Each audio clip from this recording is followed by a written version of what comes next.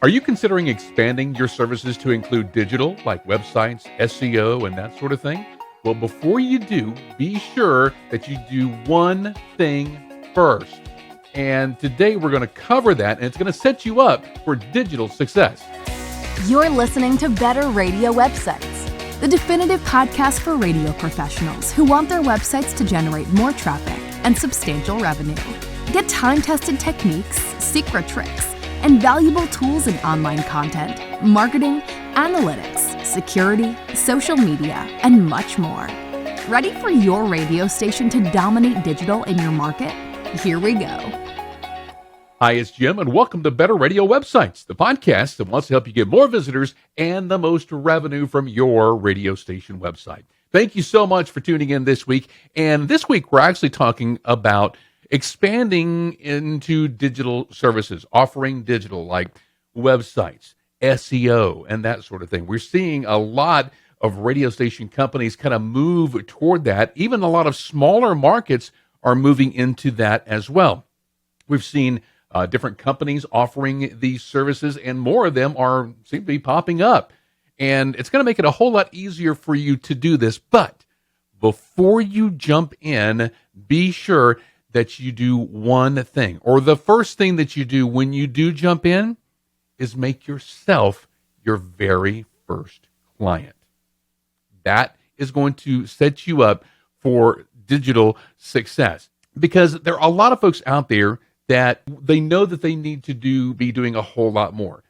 The station or the group across town, they are starting to offer all of this extra stuff. And so if we don't, we're behind the ball, right?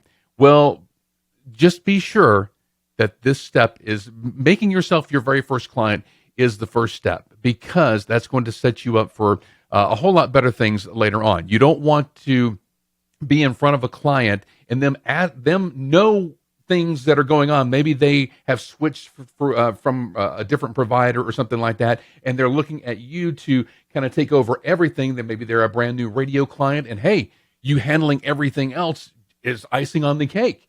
But if they have specific questions that they know to ask from a previous provider that they've worked with, and you don't know the answer to that, that is going to be very embarrassing. And that's what we do not want for you. Now, sure, if you partner with one of these outfits that will, do everything for you, and all you have to do is go out there and sell it, that's great.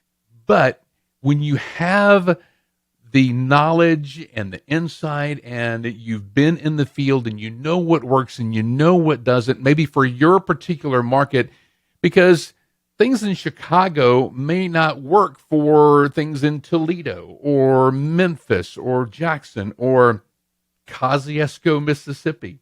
So if you can actually speak to the different challenges and actually go through the process of, hey, this is what we did and this is what we found what works, then you're going to be a whole lot better. So have you ever noticed that mechanics, they drive these beater vehicles that they're always in need of repair, and painters, they're always in their house is in some sort of disrepair, or they just haven't got around to doing things themselves. My dad was an upholstery man, and we had tears in our seats inside of our vehicle. It's just like the experts, their focus is so much on the client that they let themselves kind of go. Radio stations can be the exact same way. You ever see radio stations out there and their website only exists to house the listen live button because they're focused on doing radio and not this other stuff? Well, they can't jump into the digital bandwagon until they have a website that is checking off all the boxes that they would put in front of their clients for their clients to become a digital client. And that's what we want to talk about today. First thing you want to do is to be sure that your website is ready to go and it checks all of the boxes. You obviously have attention to detail with your on-air product, right? You have to have this same attention to detail with your website as well. And if you're thinking to yourself, well, we do radio, we don't do digital, we don't even know where to start. If you think about your website as another radio station, it can be a whole lot easier for you to wrap your arms around. The the internet is your signal. The homepage is your morning show. The content throughout is anything that you would have on air. So you understand that you have to keep driving an audience back to your on-air signal, right? You have to draw an audience back to your website as well. You're not taking away from the radio by somebody going to your website. You're actually giving them another way to engage with you when they're not listening to the radio, or even while they're listening to the radio, they're deeper engaged with you. So if you can think about your website as another radio station, and all of the same things apply when it comes to advertising and content and listeners, and there's even a new metric called time on site now, just like time spent listening. It's the exact same thing. How long did they stay on your website before they left? And these are quantitative numbers that you can go out there and sell against. All right. So it's a whole lot better way to think. So first, be sure that your website, again, is checking off all the boxes. Be sure that your user experience is a priority. You want people, when they listen to your radio station, to have a good listening experience, right? Well, a user experience is everything where the user expects it to be. Or is the navigation menu not cluttered or in amongst a bunch of other graphical elements, or maybe there's 5 menus in a row and you don't know which menu to pick from and where you're going to go once you do, and there's too many options or too many ads or too many images or too many links. That's user experience. And so when the user experience is bad, then it causes tune out, and people will get frustrated. It's a psychological thing. They'll, my gosh, where in the world do I click? What do I do? I'm out. And so they're gone. And so they won't come back because they know that they don't want that bad experience again. And so once they check out, then they're gone. And so you want to do everything that you can to keep them on your website a whole lot longer. And user experience plays a big part in that. How fast your website loads, that's a part of the user experience because it has to load quick. People have in their mind now that if the website is not loaded within a second or two, then they're out. And so that is a part of the user experience. And again, it's a big psychological thing. We can do a whole episode on the psychology of all that's involved with going to a website. You may not even consider all that is involved with that, but there is. And Google Analytics tries to keep all of that in check, and the new Google Analytics 4 takes a lot of that into consideration. It's not only content now and more content. There has to be context, relevancy, how relevant is the information to me, that sort of thing. So again, a lot of psychology involved with it. You want to be providing value to your audience, and all of these things that we are talking about right now are things that you're going to be conveying to your clients who are buying digital from you. So when I talk about bringing an audience to your website and keeping it longer, that's the kind of stuff that you're going to want to be selling to your clients. We want to bring people to your website. Sure, you may want them to buy something or sign up for something or something like that, but give them information. Give them different ways in order to find you other than just your big thing, your listen live button or whatever else, your menu or whatever. Again, provide value to your audience. This could be blog posts. This could be news. It could be any kind of local information, that sort of thing. Be sure that your content is SEO friendly. If you do a website Google search for radio advertising you put your town, like radio advertising in Fresno or wherever, does your radio station website pop up? Or does your company website pop up?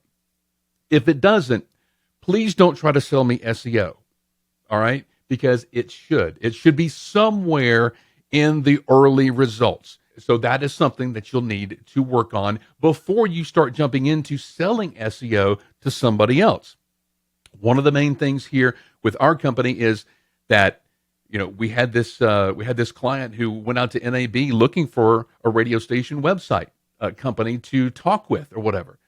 Didn't find one, and so went in the back of one of the sessions there, just did a search on his phone for radio station websites, and we showed up.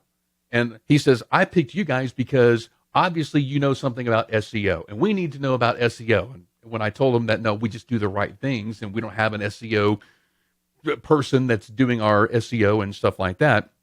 But we got the gig because we were in those search results, and you can too. If you are not being found by radio advertising in your market or any of the other keywords that you would want to be found for, then you should. And that should be a priority before you start jumping into selling SEO and other digital services like that.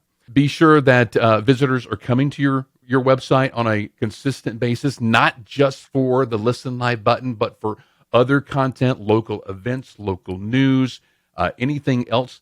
And this is still going to be something that you're going to convey to your clients, because a website, let's just take a restaurant website, and if they do a weekly review on one of their dishes or something like that, and they do this consistently every single week, and maybe the owner comes in, maybe does a podcast on how they prepare things, or maybe what's happening at their restaurant over the next weekend or next month or something like that. And maybe they do a YouTube channel as well about the different things that they're having going on that week or that weekend or something like that. All of these different traffic sources are different content, and each one is going to be found in search for maybe a different thing. It's going to give your audience a whole lot more ways in order to discover you. And so, again, this is the kind of thing that you're going to be conveying to the clients that want to buy your digital services, but it's something that you should be living out before you do.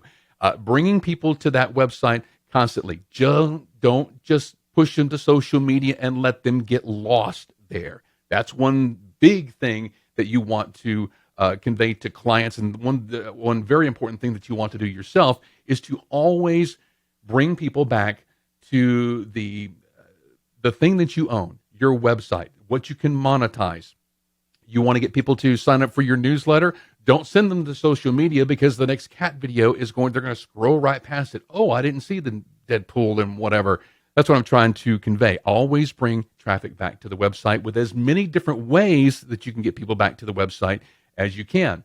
And we want to talk about this building a strong foundation before jumping into digital services. All of this is kind of for us, making sure the website is legit. That is number one on our list. We want to be sure that there's great content. We're getting good SEO. We're doing everything that we can with the image SEO and the content SEO, headlines, and that sort of thing.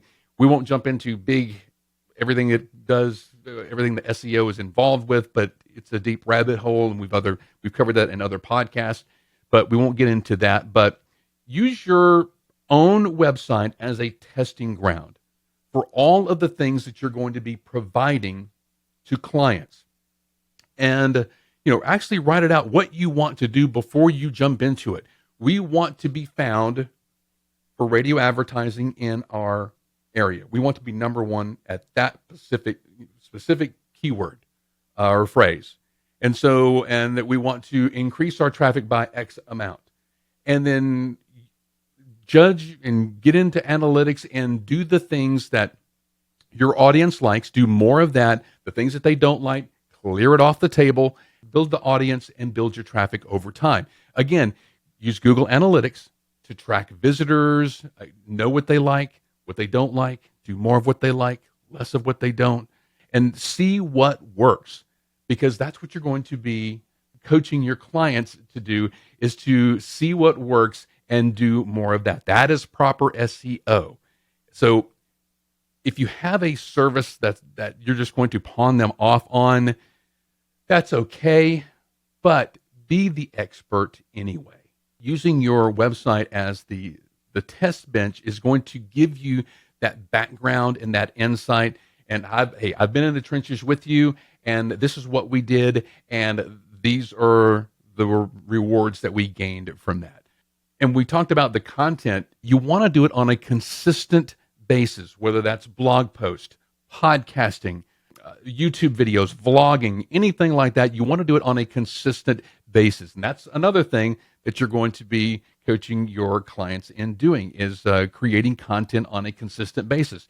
Just putting up their website and just getting all the SEO check marks done, that's not going to be, that's not good. It's not a one and done type of situation. These digital services that you're going to be selling, it's not a one-time thing.